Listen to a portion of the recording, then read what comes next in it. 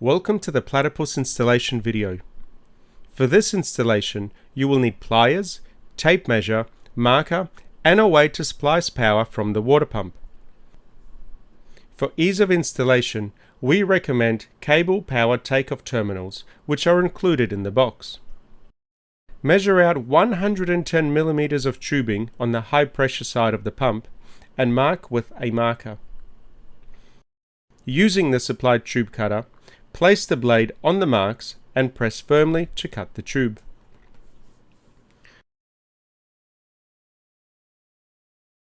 Push the water tube all the way into each end and twist the locking sleeve to the locked position to secure.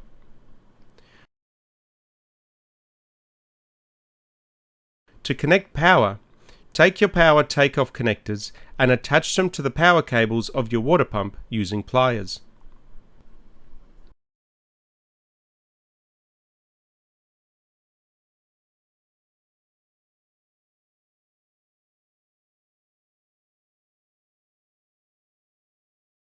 Finally, crimp on the connectors to the power cables of the platypus and connect the platypus to power to complete the installation.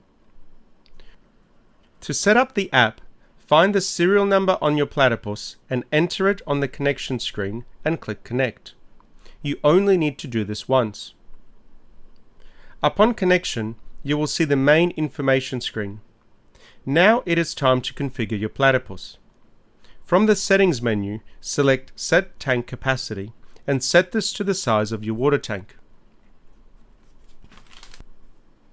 If you have a water filter installed, you can set up its recommended life from the filter menu. If you don't have a filter, simply select NA in both columns. Finally, set your tank level. The best way is to fill your tank to full and select Full. However, partial filling is possible if you know how much water was filled. For this, we recommend using a hose flow meter like the one you see on the screen. And now you are all set to enjoy your camping without worrying about running out of water.